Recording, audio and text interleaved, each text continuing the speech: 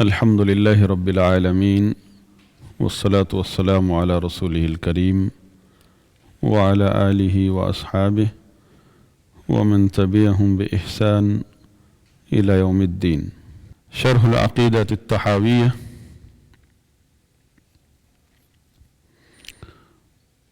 للإمام ابو العز الحنفی رحمہ اللہ. کتاب کے 25 نمبر صفحہ پر ہم پہنچے ہیں. توحید کا بیان ہے. امام طحاوی رحمہ اللہ نے جو متن میں فرمایا ہے، پہلا بیان عقیدہ اہل سنت کا کہ اللہ کی توحید کے بارے میں ہم کہتے ہیں اور عقیدہ رکھتے ہیں کہ اللہ واحد ہے، لا شریک لہ، اس کا کوئی شریک نہیں ہے. لا شریک لہ.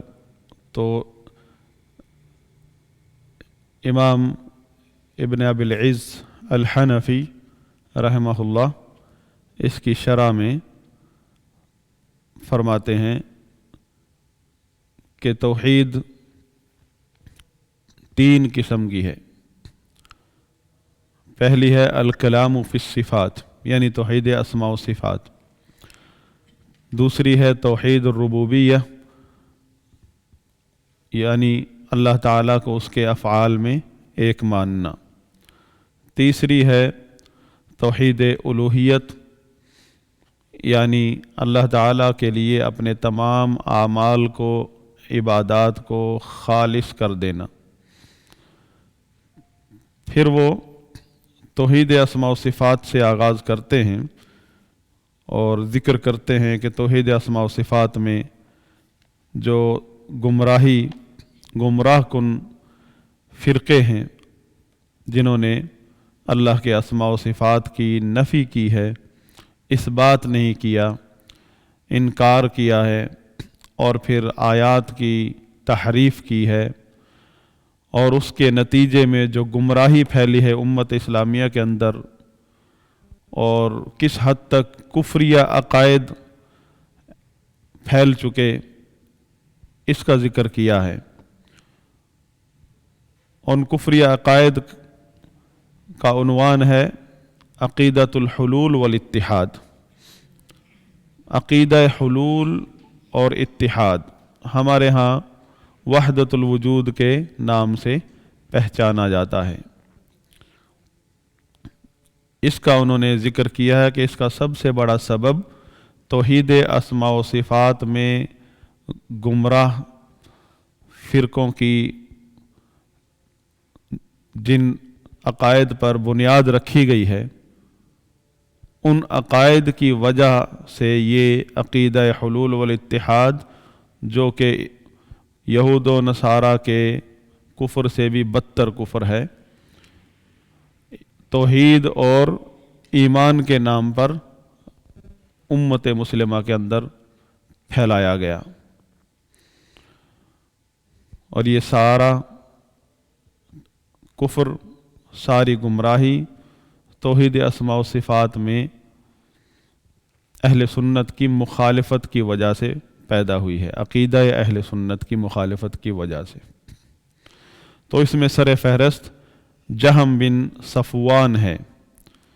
جہم بن صفوان، جہم بن صفوان خراسانی ہے. تو اس نے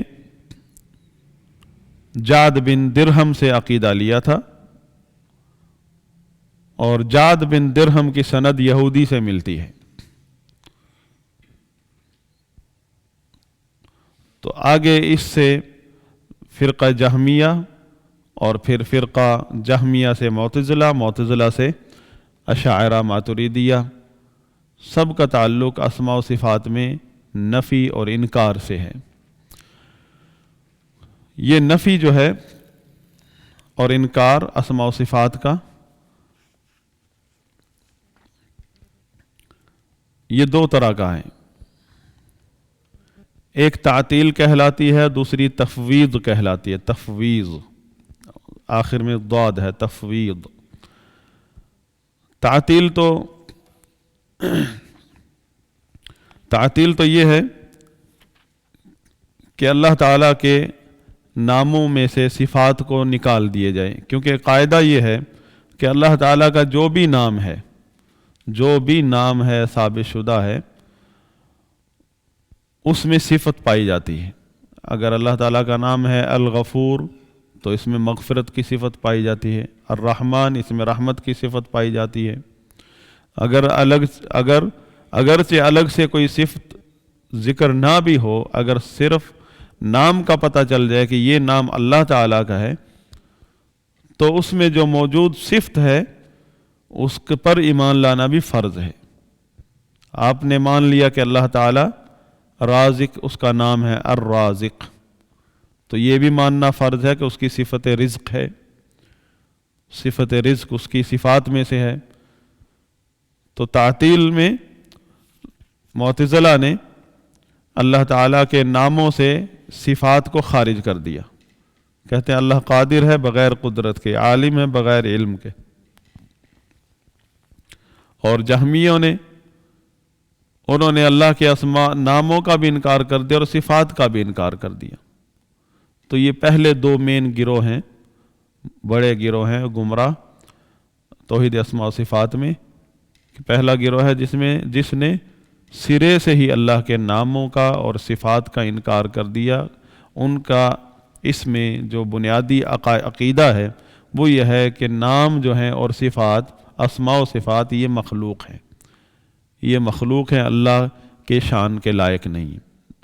تو نعوذ باللہ ان کی توحید یہ ہے کہ اللہ تعالیٰ کی اسماء و صفات، اللہ تعالیٰ کے اسماء و صفات کا بالکل صفایا کرنا، اور اللہ تعالیٰ کی ذات کو صرف ثابت کرنا بغیر اسماء و صفات کے، اللہ کی ذات کو۔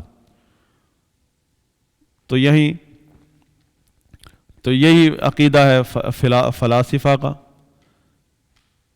کہ وہ کیا کہتے ہیں، خالق مخلوق کا کانسیپٹ کیا ہے ان کے ہاں؟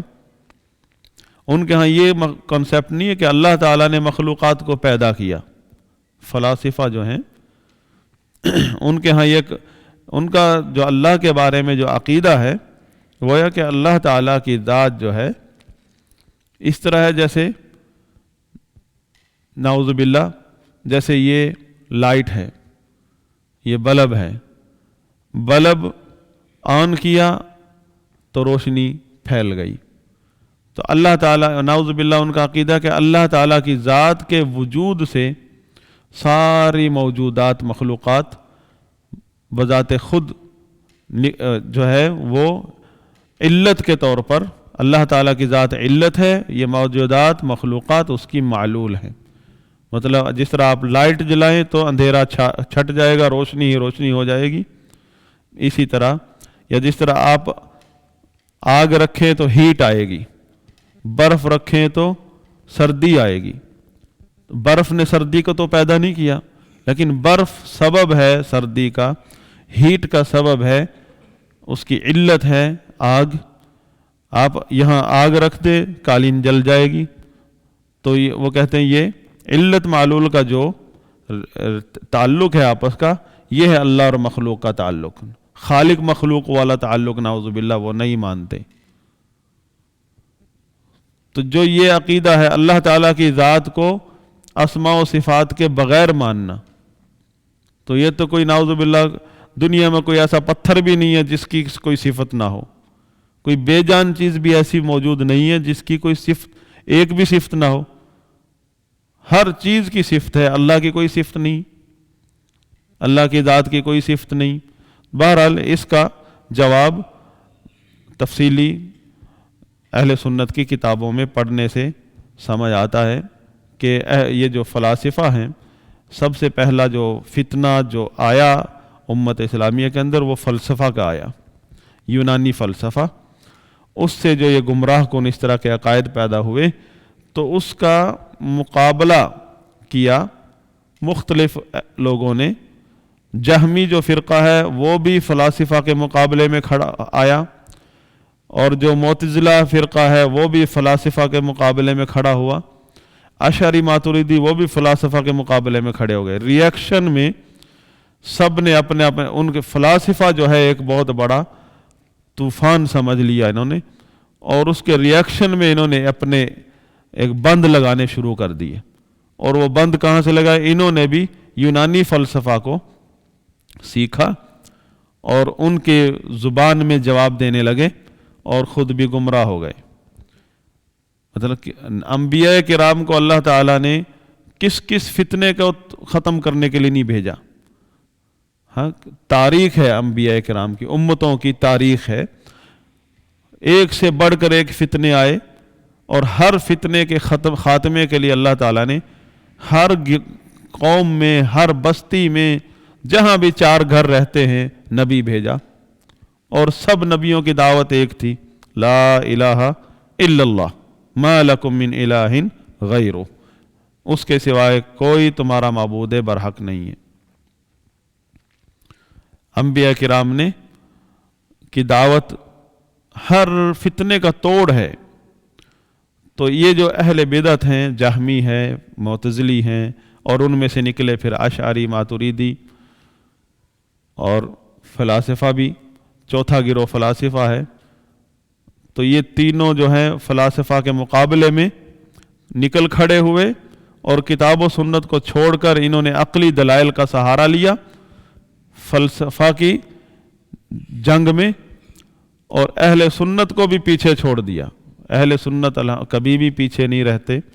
اہل سنت کو اگر کوئی سب کے سب چھوڑ دیں تو پھر بھی اہل سنت کی وہ صفت ہے کہ وہ ہر معاملے میں تمام ادیان پر غالب ہیں، جو اللہ تعالیٰ، اللہ کے رسول صلی اللہ علیہ وسلم کا فرمان ہے، لا تزال طائفۃ من امتی ظاہرین علی الحق، ہمیشہ میری امت میں ایک گروہ رہے گا ظاہرین علی الحق، حق کے وجہ سے، حق کی وجہ سے وہ غالب رہے گا، کیونکہ اہل حق وہ ہے ظاہرین، کوئی ان پر غالب نہیں آ سکتا حجت و بیان میں۔ ہاں، تلوار کی جنگ کی بات نہیں ہو رہی، تلوار میں تو کافر بھی کئی دفعہ غالب آ جاتا ہے، بات ہو رہی ہے عقیدے کی، عقیدے میں کوئی بھی ان کے علاوہ حق پر نہیں ہو سکتا۔ لا یضرهم من خالفهم، ان کا کوئی کچھ نہیں بگاڑ سکتا جتنی مرضی مخالفت کر لے۔ ولا یخذلهم، نہ انہیں کوئی رسوا کر سکتا ہے۔ رسوائی کیا ہوتی ہے کہ دشمن آیا، آپ ایک تنہا چھوڑ کر دشمن کے حوالے کر کے بندے کو سائڈ پر ہو جائیں، انہیں ساری دنیا اکیلا چھوڑ دے، ان کا کچھ نہیں بگڑتا۔ پھر کس لیے پریشان ہوتے ہیں اہل سنت کہ ڈھونڈتے پھرتے ہیں اتحاد، بناوٹی اور من گھڑت اور غیر شرعی اتحاد، اپنی بقا کے لیے۔ یہ اہل سنت نہیں ہے جو اس طرح کے اتحاد اپنی بقا کے لیے ڈھونڈتے ہیں۔ یہ اہل سنت کے لیبل میں اہل دنیا، اہل الاہواء ہیں، کیونکہ ان کی دنیا کی سیفٹی جو ہے اس اتحاد میں ہے، ان کی ذاتی اغراض اور مقاصد کی سیفٹی اس اتحاد میں ہے۔ اگر یہ اہل عقیدہ ہیں، اہل سنت ہیں، تو اس مسلک کی حفاظت کے لیے اہل بدعت سے اتحاد کی قطعاً ضرورت نہیں، بلکہ اتحاد کا نقصان ہے۔ اور پھر دوسری صورت یہ ہے کہ اتحاد کی یہ اصلی شرعی شکل ہی نہیں ہے۔ جو یہ اتحاد آپ دیکھ رہے ہیں تنظیموں کا، جماعتوں کا، فرقوں کا، یہ کوئی اتحاد نہیں۔ پاکستان کے سارے فرقے مل کر اتحاد کر لیں، ایک پلیٹ فارم بنا لیں اور ایک اپنا امیر بنا لیں، پھر بھی وہ اتحاد نہیں کہلاتا کتاب و سنت کی روشنی میں۔ اتحاد وہ ہے کہ یہ اپنی ساری جماعتوں کو ختم کر کے پاکستان کا ایک شہری بن کر پاکستان کی گورنمنٹ کو تسلیم کریں، پاکستان کے موجودہ حکمران کو اپنا امیر سمجھیں اور اس کی اطاعت کریں اور اس کی بات سنیں، اس کا ساتھ دیں، اور معروف میں اس کے ضوابط ہیں، اور کہیں بھی تصادم نہ کریں۔ لہذا اہل سنت کی یہ صفت ہے۔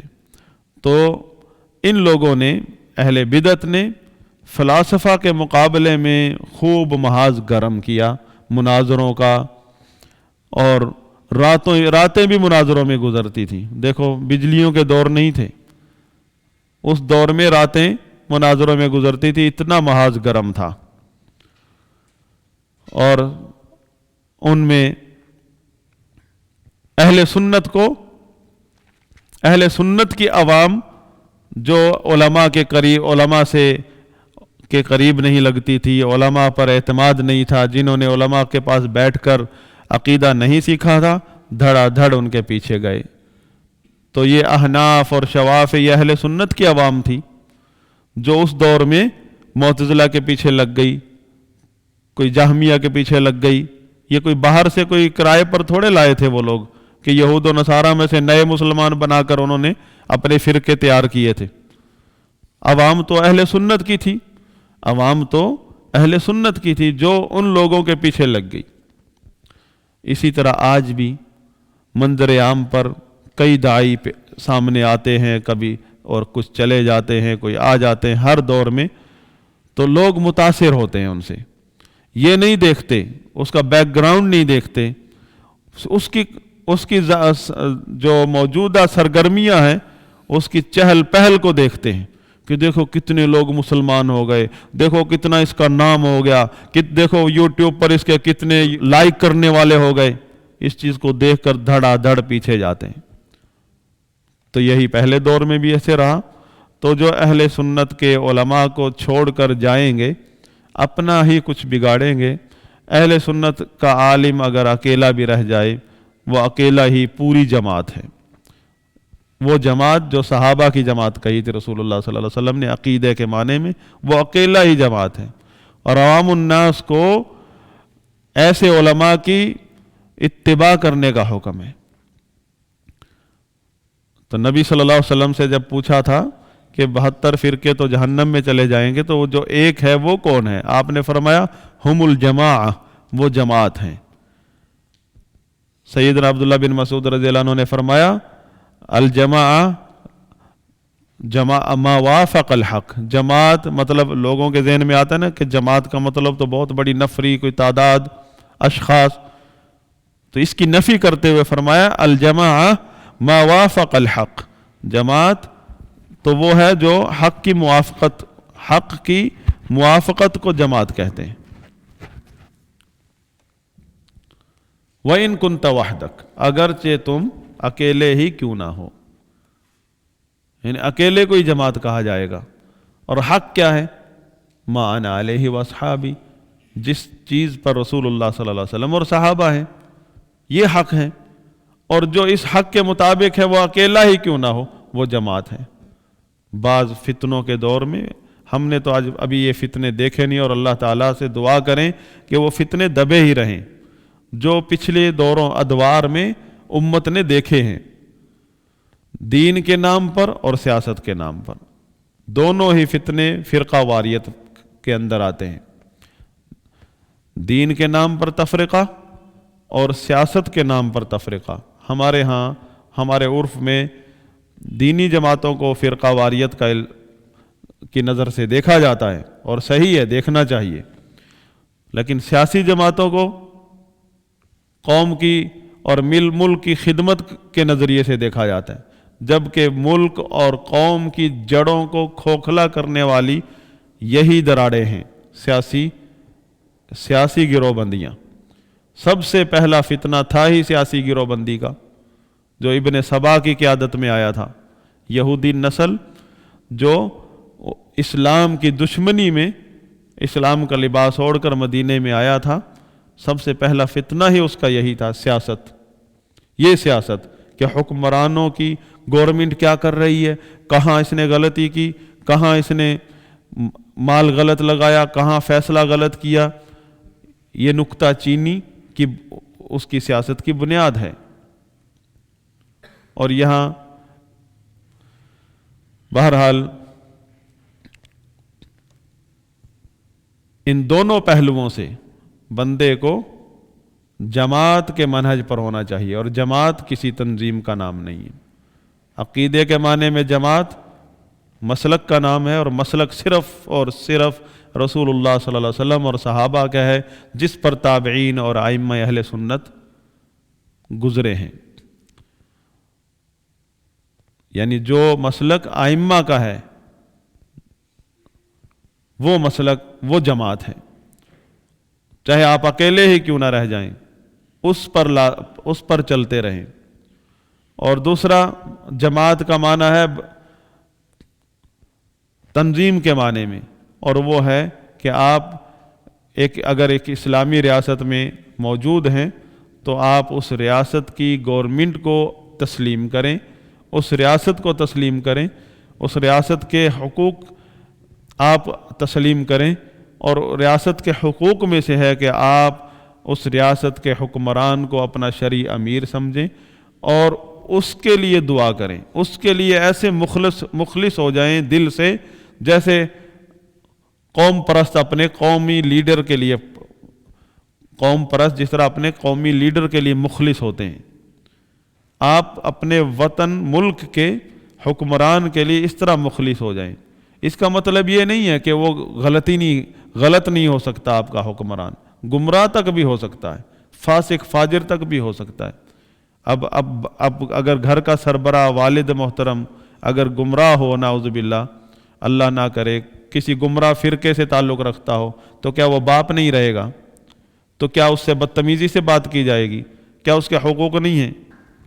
تو ملک کا جو حکمران ہے، اس کا جو ہمارے ساتھ رشتہ ہے، یہ اللہ نے بنایا ہے، یہ شریعت نے دیا ہے، اس کے آداب اور حقوق، تو اس کا لحاظ کرنا ہے۔ تو بات چلی تھی کہ فلاسفہ نے جب اپنے یونانی فلاسفہ کون ہیں؟ یہ مسلمان لوگ تھے جنہوں نے یونانی فلسفے کو اپنا علمی مصدر بنا لیا۔ یونانی فلسفہ پڑھ کر وہ گمراہ ہو گئے اور گمراہی پھیلانے لگ گئے اللہ کے بارے میں۔ یعنی اس سے بڑا کفر کیا ہوگا کہ وہ مخلوقات اور خالق اور مخلوق کا کنسیپٹ ہی ان کا ختم ہو گیا۔ یعنی خالق اللہ تعالیٰ جو کہ فعال لما یرید، کہ وہ ازل سے جب چاہے جو چاہے وہ کرتا ہے، جس سے چاہے وہ بات کرتا ہے، جو چاہے اور جس چیز کا وہ ارادہ کر لے کہتا ہے کن فیکون، ہو جا وہ ہو جاتی ہے، ہر چیز کا پیدا کرنے والا ہے۔ اللہ خالق کل شیء، وہ ازل سے ہے، وہ هو الاول لیس قبلہ شیء، اس سے پہلے کوئی چیز نہیں، وہ اول ہے، اس سے پہلے یہ سارے زمانہ بھی مخلوق ہے، زمانہ کو پیدا کرنے والا بھی وہ ہے۔ تو اس کی صفات بھی اولیہ ہیں، اول سے ہیں، وہ اول سے پیدا کر رہا ہے، اول سے رزق دے رہا ہے، وہ پیدا کرتا ہے، اس کا ارادہ ہے، اس کے افعال ہیں، اس کی صفات ذاتیہ ہیں، صفات فعلیہ ہیں۔ تو فلاسفہ کے مقابلے میں پھر یہ جو اہل بدعت اہل الاہواء منظر عام پر آئے، محاذ کھولا، تو وہاں پھر عوام الناس نے اہل سنت علماء کی اہمیت کو کم سمجھا، کیونکہ وہ محاذ جو ہے عقلی دلائل کا سرگرم ہے، اور وہ دیکھ رہے ہیں، ان کو لگا کہ جو اہل کلام ہیں یہ بہت غالب ہیں، یہ تو ہر بات میں چپ کرا دیتے ہیں، اور اہل سنت کے پاس تو قرآن اور حدیث ہے۔ سمجھتے ہیں جیسے آج بھی خود اہل حدیث کہلانے والا ایک شخص اپنے آپ کو سمجھتا ہے، وہ سمجھتا ہے کہ یہ جو علماء اہل حدیث ہیں، جو قرآن اور حدیث کے دلائل پر اکتفا کرتے ہیں، ان میں کوئی قابلیت نہیں ہے، یہ بس خشک ہیں، یہ استفادہ نہیں حاصل کرتے اہل بدعت کی کتابوں سے۔ ہاں، یہ اصل میں اس کو ایسا شخص جو ہے اس کے بارے میں یوں کہا جا سکتا ہے کہ اس کو لفظ اہل حدیث اچھا لگا، باقی مسلک اہل حدیث اس کو اچھا نہیں لگتا ہے، اس کو پتہ ہی نہیں، بلکہ ہضم بھی نہیں ہوتا مسلک اہل حدیث۔ تو ایسے لوگوں کو اہل حدیث کہنا مسلک اہل حدیث کی توہین ہے۔ یہ وہی لوگ ہیں جو اہل بدعت کے منہج سے متاثر ہوئے اور مسلک اہل سنت اہل حدیث کی جڑوں کو کھوکھلا کر دیا، یا اہل حدیث کی عوام کو، اہل سنت کی عوام کو گمراہ کر دیا۔ ایسے لوگوں کے بارے میں نشاندہی کرنا اور ان سے تحذیر کرنا وقت کے علماء کی اب پہلی ذمہ داری ہے، تاکہ عوام کو گمراہی سے بچایا جا سکے، اس طرح کے دیمکوں سے اپنے عوام کو محفوظ رکھا جا سکے۔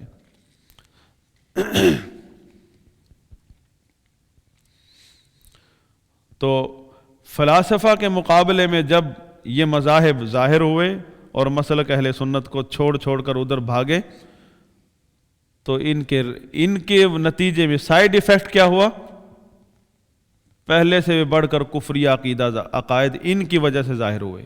ان کے مسلک نے، جو اس وقت تو مجاہد کہلاتے تھے کہ فلاسفہ کے مقابلے میں ماشاءاللہ ہمارے ہیرو ہیں، اور جب سائیڈ ایفیکٹ بعد میں جب ان کا ظاہر ہوا، پھر اس سے نمٹنے کے لیے کون تھا؟ صرف وہی جن کو چھوڑ کر بھاگے تھے، اہل الحدیث۔ اہل الحدیث نے فلاسفہ کی گمراہیوں کو بھی دیکھا اور اس کا رد کیا، اور ان لوگوں کی گمراہیوں کا بھی رد کیا، اور ان کی گمراہیوں کے نتیجے میں جو کفری عقائد پھیلے اس کا بھی رد کیا۔ ہر محاذ پر پھر اسلام کا دفاع کس کے نصیب میں آتا ہے، کس کے حصے میں آتا ہے؟ اہل الحدیث کے۔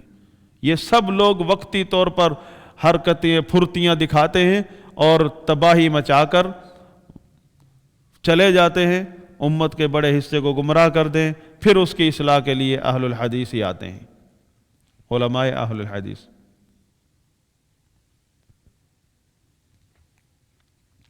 تو امام ابن ابی العز الحنفی رحمہ اللہ، جو کہ اہل الحدیث کے ائمہ میں سے ہیں، وہ فرماتے ہیں اس عقیدے نے لوگوں کو حلول اور اتحاد، حلول یا عقیدہ اتحاد میں مبتلا کر دیا، وہ اس عقیدے تک پہنچا دیا۔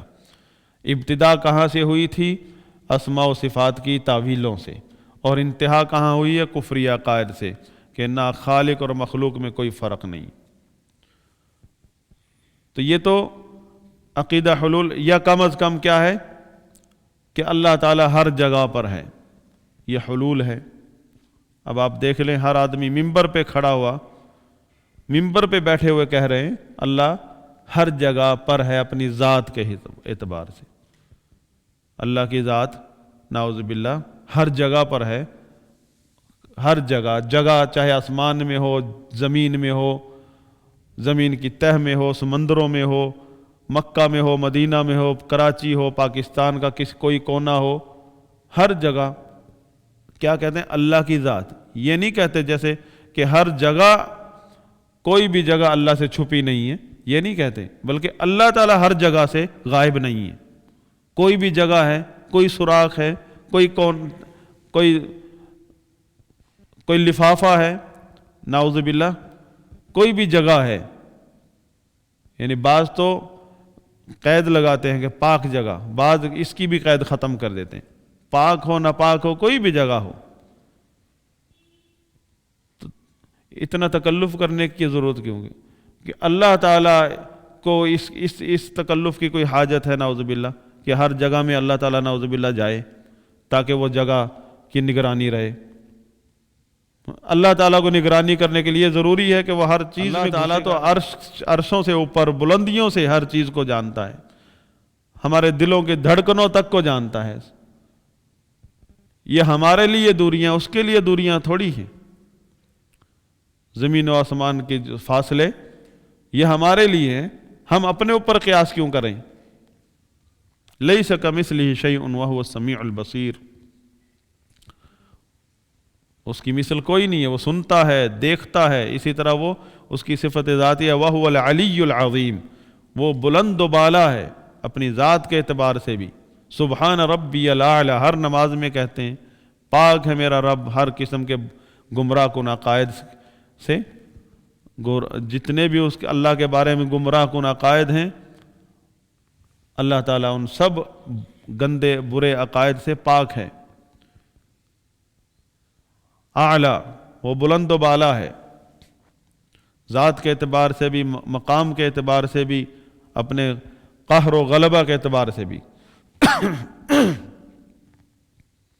تو یہ حلول ہے، عقیدہ حلول ہے، اور یہ توحید اسماء و صفات میں گمراہی کی وجہ سے آیا ہے۔ اور آپ دیکھ لیں الفقہ الاکبر امام ابو حنیفہ رحمہ اللہ کی طرف منسوب ہے، ان سے ثابت نہیں ہے، لیکن اس کے باوجود ہم کہتے ہیں امام ابو حنیفہ رحمۃ اللہ علیہ کی طرف کوئی بھی عقیدے کی کتاب منسوب ہو، چاہے من گھڑت سند سے ہو، ہمارے پاس صحیح سند کی کتاب موجود ہے عقیدہ ابو حنیفہ رحمہ اللہ کے بارے میں، اور وہ ہے عقیدہ طحاویہ، کیونکہ امام طحاوی ثقہ ہیں، ثقہ راوی ہیں، ثقہ امام ہیں، روایت میں بھی ضعیف نہیں ہے، عقیدے میں بھی ضعیف نہیں ہے، اور انہوں نے امام ابو حنیفہ رحمہ اللہ کا عقیدہ صحیح سند سے بیان کیا ہے۔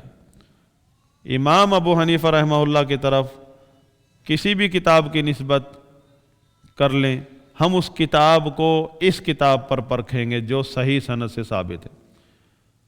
تو امام اس کتاب میں جو عقیدہ بھی اس کتاب کے مخالف ہوگا اس کو رد کر دیں گے، کیونکہ اس کی سند ضعیف ہے۔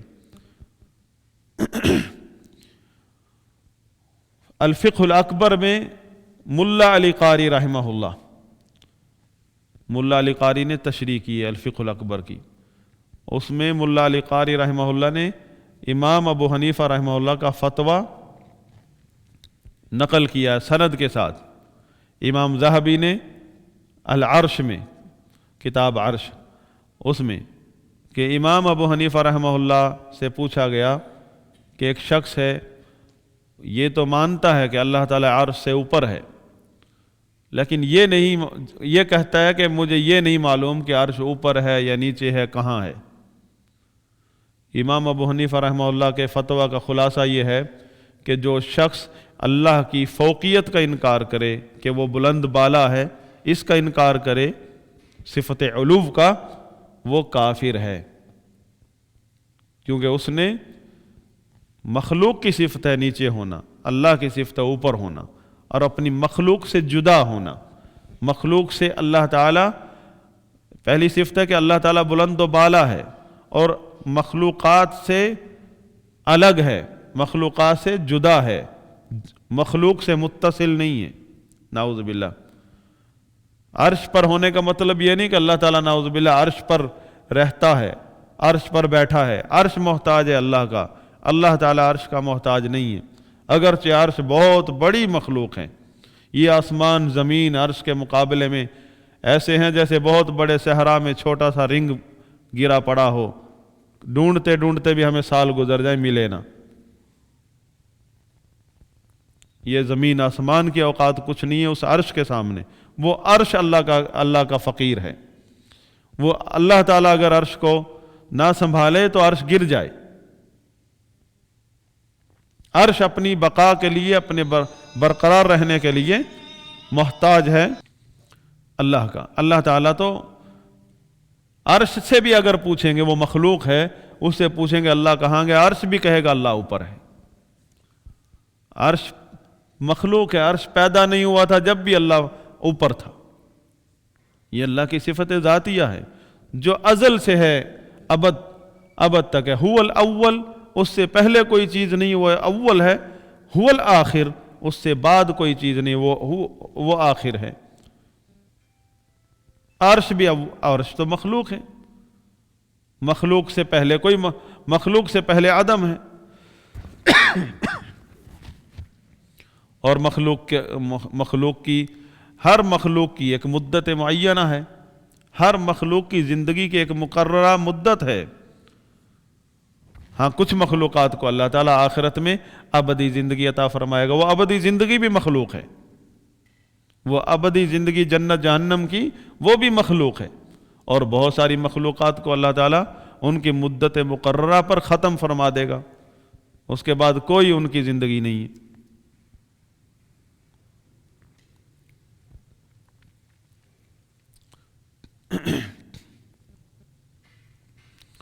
تو اللہ تعالیٰ اللہ تعالیٰ کو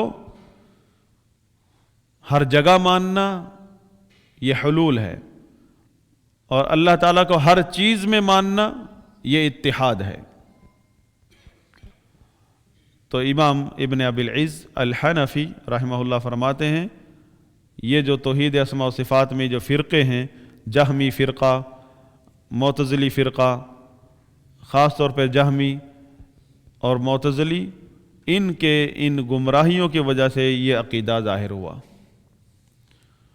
اور اشاعرہ ماتریدیہ کتنی صفات مانتے ہیں؟ زیادہ سے زیادہ 8، چند ایک صفات مانتے ہیں، باقی صفات معتزلہ کی طرح ان کا انکار کرتے ہیں۔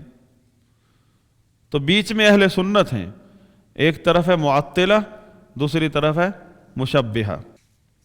تو امام ابن ابی العز الحنفی رحمہ اللہ فرماتے ہیں کہ یہ وَهُوَ أَقْبَحُ مِنْ كُفْرِ النَّصَارَى، یہ نصارہ جو جن کا عقیدہ تثلیث ہے کہ جو کہ اللہ تعالیٰ کو عیسیٰ اور مریم یا عیسیٰ اور روح القدس جبریل علیہ السلام میں اللہ تعالیٰ کے حلول کا عقیدہ رکھتے ہیں، یہ اس سے بھی بڑھ کر کفر ہے، اس سے بھی بدترین کفر ہے عقیدہ حلول والاتحاد، جو کہ حلولی اور اتحادی صوفیوں کا عقیدہ ہے۔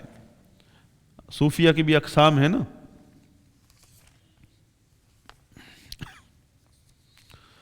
تو آج جو چیز نوٹ کرنی ہے وہ ہے پہلی چیز تعطیل اور تفویض میں فرق، کیونکہ یہ جو ہم نے فرقے ذکر کیے ہیں جو نفی کرتے ہیں صفات کی، وہ 2 قسم کے ہیں، معطلہ اور مفوضہ۔ تعطیل سے مراد یہ ہے کہ اللہ تعالیٰ کے ناموں اور صفات کو معطل کرنا اللہ کی ذات سے، جیسے جہمیہ نے کیا، یا اللہ کے ناموں سے صفات کو معطل کر دینا کہ کوئی ناموں کا اقرار ہے، صفات کا انکار ہے، یا بعض صفات کو مان لینا اور بہت ساریوں کو نہ ماننا، جیسے اشاعرہ ماتریدیہ۔ تو یہ ساری تعطیل ہے، صفات کا انکار کرنا۔ لیکن اس انکار کے 2 طریقے، 2 راستے ہیں، یا تو وہ ان آیات اور احادیث جس میں صفات کا ذکر ہے ان کی تحریف کریں گے، کہیں گے اس کا مطلب تو یہ نہیں، یہ ہے تحریف، لیکن وہ تاویل کا نام دیتے ہیں، کیونکہ تاویل اہل علم کی زبان میں تفسیر کو کہتے ہیں، تاویل۔ ہم تاویل کو تحریف کے معنی میں لیتے ہیں، تاویل تحریف کے معنی میں بھی ہوتا ہے، حقیقت میں وہ تحریف ہے۔ کہ مثلا کہنا قرآن میں اللہ کے ہاتھ کا اس بات ہے، ہاتھ کا لفظ ہے ید، یدانی بل یداہ، اور نبی صلی اللہ علیہ وسلم کا معمول تھا اکثر قسم اٹھاتے وقت آپ فرماتے اس ذات کی قسم جس کے ہاتھ میں میری جان ہے، جس کے ہاتھ میں میری جان ہے۔ اب ہاتھ، اللہ کے نبی ہاتھ کہہ رہے ہیں، یہ کہہ رہے ہیں نہیں اس کا مطلب ہاتھ نہیں ہے۔ اللہ تعالیٰ خود کہہ رہے ہیں اس کے 2 ہاتھ ہیں، یہ کہہ رہے ہیں نہ اس کے 2 ہاتھ نہیں ہیں۔ تو پھر کیا ہے؟ پھر ان صفات کا جو قرآن اور حدیث میں الفاظ ذکر ہوئے ہیں، کہیں گے اس کا مطلب تو قبضہ قدرت ہے، مطلب اللہ کو عربی سکھا رہے ہیں، اس کے رسول کو آپ عربی یا دین سکھا رہے ہیں، تو اللہ کے نبی کو قبضہ قدرت کا لفظ نہیں آتا تھا، اللہ تعالیٰ کو قبضہ قدرت کی عربی نعوذ باللہ کیا نہیں آتی، اور قبضہ قدرت اور جگہ ثابت ہے، اسی میں قبضہ قدرت آپ نے ثابت کرنا ہے۔ اللہ تعالیٰ ہاتھ کا لفظ بول رہے ہیں، آپ کہہ رہے ہیں نہیں ہاتھ نہیں ہے۔ اللہ تعالیٰ فرمایا بل یداہ، یہود کے رد کرتے ہوئے اللہ تعالیٰ نے فرمایا بلکہ اس کے 2 ہاتھ ہیں قرآن میں۔ اور یہ مجاہدین فلاسفہ کے مقابلے میں جنگ لڑتے ہوئے ان کو یہ تحقیق ثابت ہوئی کہ اللہ کے ہاتھ نہیں ہیں، اور اللہ کے رسول کہہ رہے ہیں اس کی قسم جس کے ہاتھ میں میری جان ہے، کہ نہ یہ جو اللہ کے نبی نے ہاتھ کا نہیں، ہاتھ نہیں ہے، کیا ہے؟ قبضہ قدرت ہے۔ تو یہ قبضہ قدرت کہنا، یہ وہ کہتے ہیں ہم نے یہ اس کی اصل معنی ہے، ہم کہتے ہیں یہ تحریف ہے۔ اور دوسرا گروہ ان کے اندر ہی ہے، وہ بھی کہتے ہیں اللہ کا ہاتھ نہیں ہے۔ تو اس سے پوچھے یہ اللہ کے نبی نے کیا بولا ابھی، یہ اللہ تعالیٰ نے کیا ابھی فرمایا کلام میں، کلام اللہ میں؟ وہ کہے گا پتہ نہیں، اللہ کو معلوم ہے، اس کا مطلب اللہ کو معلوم ہے۔ بھئی اللہ کے نبی بول رہے ہیں تو اللہ کے نبی کوئی ایسی زبان بول رہے ہیں جو سمجھ نہیں آتی، نعوذ باللہ۔ اللہ تعالیٰ فرما رہے ہیں بل یداہ، یہود کو جواب دیتے ہوئے فرما رہے ہیں، آپ کہہ رہے ہیں جواب کا پتہ ہی نہیں، جواب کیا دیا اللہ نے؟ اللہ تعالیٰ نے تو یہود کا منہ بند کرنے کے لیے جواب دیا کہ بلکہ اس کے 2 ہاتھ ہیں، اور تم کہہ رہے ہو نہیں یہ جو اللہ کا کوئی ہاتھ نہیں ہے، اور یہ جو اللہ تعالیٰ نے فرمایا اس کے 2 ہاتھ ہیں، اس کا کوئی پتہ نہیں کیا کہا ہے۔ یہ دوسرا فرقہ ہے انہی میں سے۔ بنیاد کیا دونوں کی؟ اتفاق کس بات پر ہے کہ اللہ کی کوئی صفت، اللہ کی صفت کا انکار، لیکن بیس کیا ہے؟ وہ اس کی بیس تعویل ہے، تحریف ہے، اور اس کی بیس اس کا معنی کا انکار ہے۔ اور کہتے ہیں انکار کیا ہے؟ تفویض۔ تفویض کا مطلب اللہ کو معلوم، ہمیں نہیں معلوم۔ اللہ تعالیٰ نے عربی زبان میں، فصیح زبان میں اپنا جواب اتارا ہے یہود کے منہ بند کرنے کے لیے، اور آپ کہہ رہے ہیں اس جواب کا ہی پتہ نہیں۔ تو یہود تو ہنسیں گے نا پھر امت اسلامیہ پر۔ آپ نے کون سے دین کی خدمت کی؟ تو پوری امت کو کہہ رہے ہیں کہ اس جواب کی طرف توجہ نہیں دیں، یہ کوئی جواب نہیں ہے، اس کا کوئی پتہ نہیں ہے، بس تلاوت کرو۔ اور ہم جو عقیدہ بتا رہے ہیں وہ مانو، وہ یہ کہ اللہ کا کوئی ہاتھ نہیں، نعوذ باللہ۔ تو آغاز کہاں سے ہوا؟ اللہ کا ہاتھ نہیں، اللہ کی یہ صفت نہیں، اللہ کی یہ صفت نہیں، اللہ کو یہ نہیں، اللہ کی یہ صفت نہیں ہو سکتی، نہ یہ نہیں ہو سکتی۔ اور جب وہ قرآن حدیث ان کے سامنے جواب میں پیش کیے گا، نہیں اس کا مطلب یہ نہیں ہے، جو اس کا مطلب ایک گروہ تو کہہ رہے اس کا مطلب کوئی اور نکال کے بتا رہے ہیں، ایک گروہ کہہ رہے کوئی مطلب ہی پتہ نہیں، اللہ کو معلوم۔ تو جو تحریف کر رہا ہے گروہ اللہ کی صفات کے انکار کے لیے، اسے معطلہ کہتے ہیں، تعطیل ہے یہ۔ اور جو لوگ تحریف تو نہیں کرتے انکار ہیں صفت کا، لیکن وہ صفت جو قرآن اور حدیث میں جہاں ذکر ہوئی ہے وہاں جا کر اس کا کوئی اور معنی تو نہیں بیان کرتے، یہ کہتے ہیں کہ اللہ کو معلوم، تو اسے کہتے ہیں تفویض، کہ اللہ پر چھوڑ دیا، اللہ تعالیٰ کو معلوم معنی، کوئی کسی کو جائز نہیں اس کا معنی کرنے کی۔ تو یہاں سے آپ کو یہ اس بات کا بھی اندازہ ہو سکتا ہے کہ کیوں شاہ ولی اللہ دہلوی رحمہ اللہ پر کفر کے فتوے لگے جب انہوں نے قرآن کا ترجمہ کیا، کیونکہ ترجمہ کرنے کے لیے تو ہر لفظ کا وہی معنی لکھنا پڑے گا جو معنی ہے ڈکشنری میں۔ اب ترجمہ کرنے کے لیے تو ید کا معنی ہاتھ ہی کرنا پڑے گا، اور پڑھنے والا کہے گا اللہ کے 2 ہاتھ ہیں، پڑھنے والا کہے گا الرحمن علی العرش استوى، رحمان عرش سے اوپر چڑھا۔ پڑھنے والا تو وہی مانے گا جو قرآن میں ہے۔ اب ان حضرات نے تو قرآن کا ایک اور معنی رکھا ہوا ہے نا، اس معنی تک پہنچنے کے لیے ضروری ہے کہ قرآن کا اصلی ترجمہ اس پر بین ہونا چاہیے، نعوذ باللہ۔ اور شاہ ولی اللہ دہلوی نے وہ بین توڑ دیا، اس کے اولاد نے توڑ دیا، شاہ رفیع الدین، شاہ عبد القادر۔ اس کے بعد ایک سلسلہ چڑھ پڑا قرآن فہمی کا، اور پھر حدیث کا علم چل پڑا، اور اس طرح کفریہ عقائد کا جو ہے جمود ٹوٹا۔ اللہ تعالیٰ کام لے لیتا ہے علماء سے، جس سے بھی لے لے۔ تو اس طرح اس بر صغیر میں کفریہ عقائد کا ایک جمود ٹوٹا، لیکن جان ہتھیلی پر رکھ کر کام کیا ان علماء نے۔ آج تو شاہ ولی اللہ کا ایک نام ہے کہ شاہ ولی اللہ کے نام لے کر کوئی ہر آدمی ادب سے نام لیتا ہے۔ اس وقت شاہ ولی اللہ کے اوپر کفر کے فتوے لگے ہوئے تھے، تو جرم کیا تھا ان کا؟ کہ انہوں نے قرآن فہمی کا راستہ کھول دیا، کیونکہ قرآن کے اندر تحریف میں کامیاب جبھی ہوتے ہیں یہ لوگ اہل تحریف، جب قرآن کے صحیح معنی سے لوگ لا علم ہوں۔ اور اہل سنت کا عقیدہ وہی ہے جو قرآن کا صحیح معنی ہے۔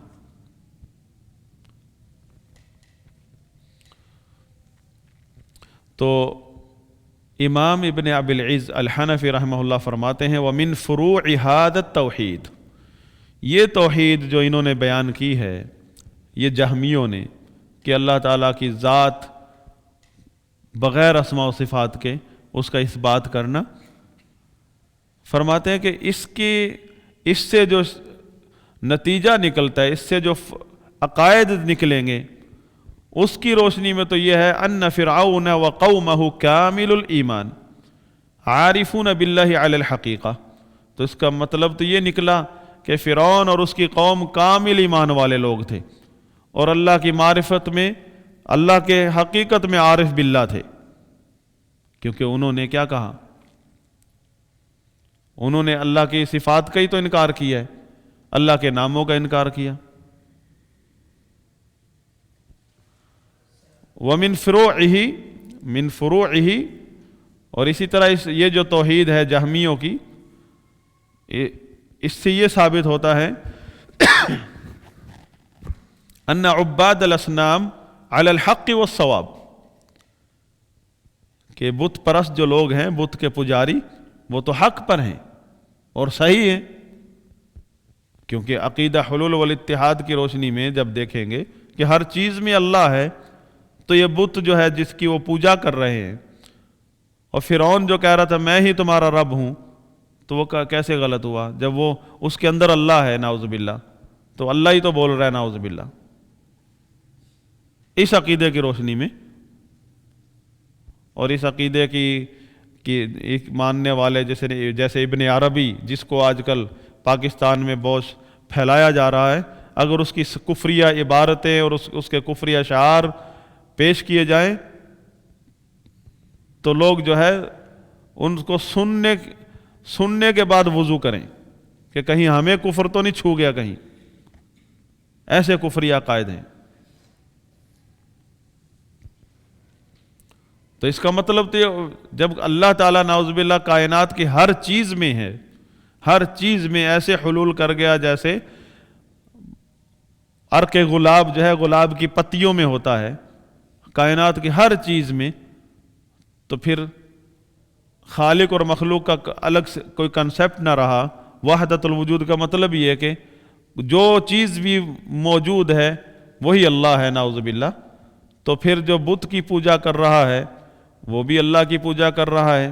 جو فرعون کہتا ہے میں ہی اللہ ہوں نعوذ باللہ، میں ہی تمہارا رب اعلیٰ ہوں، انا ربکم الاعلیٰ، نعوذ باللہ، پھر وہ صحیح کہہ رہا ہے، وہ عارف، اس کی قوم جس نے فرعون کی یہ بات مان لی نعوذ باللہ، وہ تو اللہ عارف باللہ ہے، کیونکہ انہوں نے تو تم سے پہلے ہی سمجھ لیا یہ چیز۔ اور نعوذ باللہ شیخ فرماتے ہیں، شیخ حنفی، کہ اس سے یہ بھی پھر نتیجہ نکلے گا کہ حرام حلال کی کوئی تمیز نہیں ہے، کوئی حرام نہیں ہوتا، کوئی حلال نہیں ہوتا، نعوذ باللہ، ماں بہن اور دوسری عورت کوئی فرق نہیں ہے نعوذ باللہ، اور پانی اور شراب میں فرق نہیں ہے، زنا اور نکاح میں کوئی فرق نہیں نعوذ باللہ، الکل من عین واحدہ۔ یہ میں ابن ابی العز الحنفی رحمہ اللہ کی عبارت پڑھ رہا ہوں۔ امام ابن ابی العز الحنفی رحمہ اللہ ان صوفیوں پر رد کرتے ہوئے یہ فرما رہے ہیں، الکل من عین واحدہ، جب تم کہتے ہو کہ اللہ تعالیٰ ہر چیز ہی عین بذات خود اللہ ہے نعوذ باللہ، تو پھر فرق کس چیز کا رہا؟ اور پھر اس کا نتیجہ یہ بھی نکلا اس توحید کا، صوفیہ کے اس عقیدے کا، کہ ان الانبیاء ضیقوا علی الناس، کہ انبیاء کرام نے تو خام خواہ نعوذ باللہ لوگوں پر تشدد کیا، شدت اختیار کی، شدت پسند سے نعوذ باللہ، پھر تو یعنی لوگوں کو منع کرتے تھے بت پرستی سے، لوگوں کو گمراہ کن عقائد سے ایک اللہ کی طرف بلاتے تھے، خالق اور مخلوق میں فرق کا سکھاتے تھے لوگوں کو۔ تعالی اللہ عما یقولون، شیخ فرماتے ہیں اللہ تعالیٰ ان کے ان تمام نظریوں اور عقائد سے اللہ تعالیٰ بلند و بالا ہے، علوا کبیرہ، بہت بڑا علو، بہت بڑا علو ہے، بہت زیادہ بڑا بلند و بالا ہے، دور سے بھی اللہ تعالیٰ ان نظریوں کے مطابق نہیں ہے۔ تو یہ تھا خلاصہ توحید اسماء و صفات میں امام ابن ابی العز الحنفی رحمہ اللہ نے جو ان 3-4 فرقوں پر رد کیا ہے اس کا۔ اس کے بعد توحید ربوبیت جو ان کی سب سے بڑی توحید ہے، اللہ ہی خالق ہے، اللہ ہی مالک ہے، اس میں انہوں نے کیا گل کھلائے ہیں اس کی وضاحت کریں گے اگلی کلاس میں انشاءاللہ۔ امام ابن ابی العز رحمہ اللہ، یہ صفحہ نمبر 25 سے ہی وَأَمَّا الثَّانِي وَهُوَ تَوْحِيدُ الرُّبُوبِيَّہ یہاں سے آغاز ہوگا۔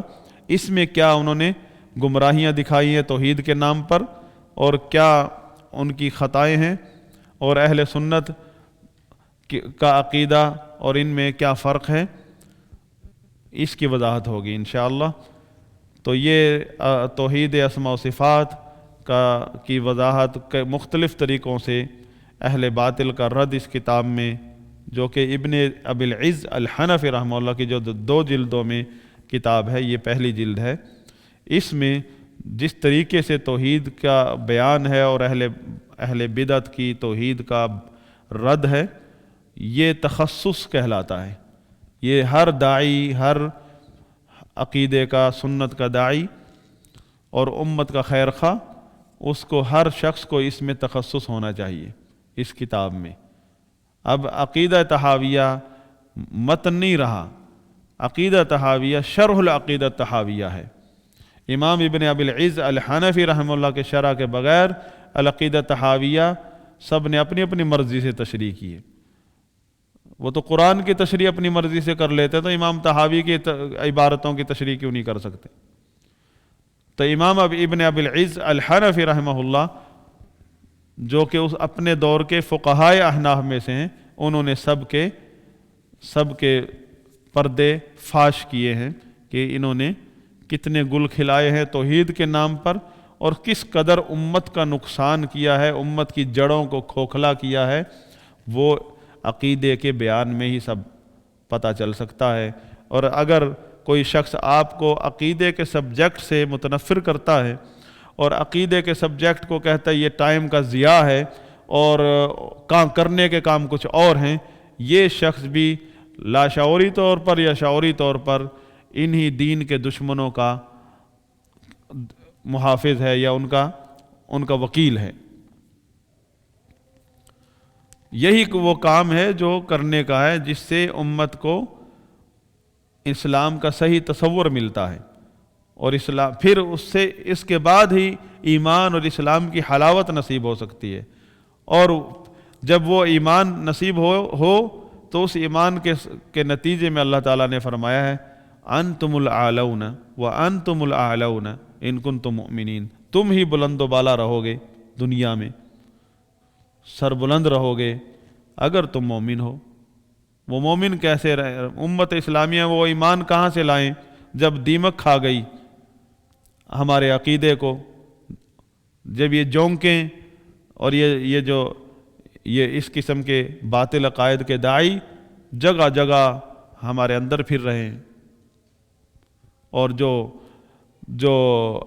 اپنے آپ کو مسلک اہل حدیث کے داعی سمجھتے ہیں، وہ اپنے آپ کو سمجھتے ہیں، جبکہ وہ خدمت جو ہے مسلک اہل حدیث کی خدمت کے انہوں نے ان کو خدمت کو سمجھائے کچھ نہیں کہ کیسے مسلک اہل حدیث کی خدمت ہوتی ہے۔ مسلک اہل حدیث تو اسلام ہے، انہوں نے اپنے گروہ بندیوں کو مسلک سمجھا ہوا ہے، تو وہ تو فرقہ واریت ہے۔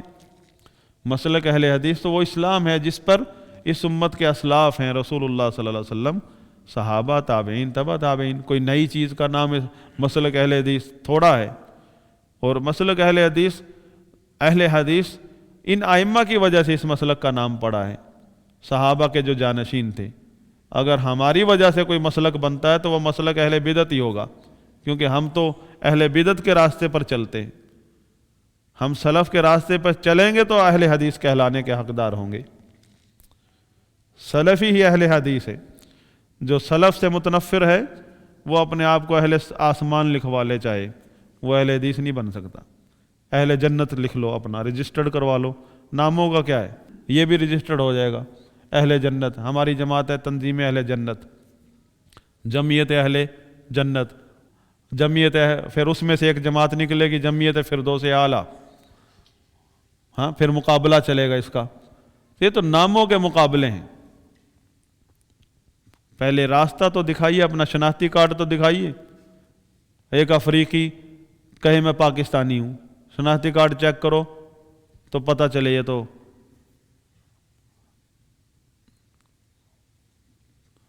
اللہ سے دعا ہے کہ اللہ تعالی ہمارے لیے علم نافع کا راستہ آسان فرمائے اور ہمیں علم نافع نصیب فرمائے، اور ایسے علماء نصیب فرمائے جو ہمیں سلف کے منہج پر ہاتھ پکڑ کر چلائیں، اور اللہ تعالیٰ سے دعا کریں کہ اللہ تعالیٰ اہل سنت اہل حدیث علماء کی کثرت فرمائے جو اہل بدعت کے راستے بند کریں اور اسلام کی فتح کے راستے، اسلام کے غلبے کے راستے، علم کے راستے آسان کریں۔ سبحانک اللہم و بحمدک اشہد ان لا الہ الا انت استغفرک و اتوب الیک۔